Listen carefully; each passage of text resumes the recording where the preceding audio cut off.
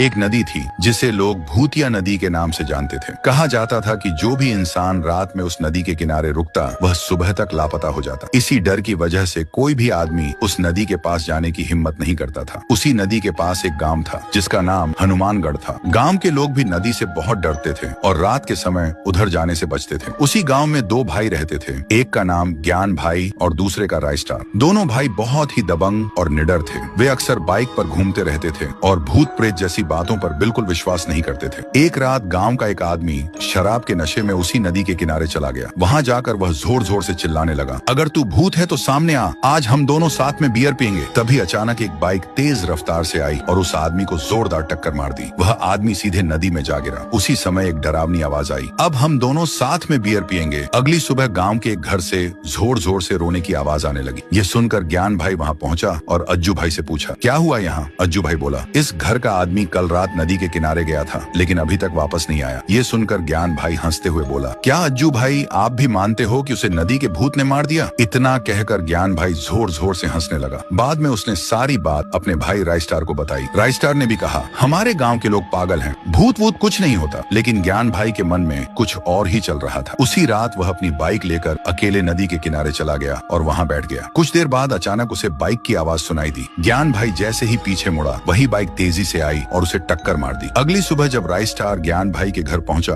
तो वह वहां नहीं था। राइस्टार घबरा गया। तभी अज्जू भाई दौड़ते हुए आया और बोला, राइस्टार, ज्ञान भाई की लाश नदी के किनारे पड़ी है। राइस्टार तुरंत अपनी बाइक स्टार्ट करता है और नदी के किनारे पहुंचता है। अपने भाई की लाश देखकर वह जोर जोर से रोने लगता है और कसम खाता है, मैं उस भूत को जरूर मारूंगा। उसी रात राइस्टार अपनी गन लेकर नदी के किनारे जाता है और चिल्लाता है, ओ भूत सामने आ, मेरे भाई को मारने की हिम्मत कैसे हुई? तभी नदी से वह भूत सामने आता है। लेकिन जैसे ही भूत आता है राइस्टार बिना डरे उसे अपनी गन से गोली मार देता है और उसी जगह उस भूत का अंत हो जाता है।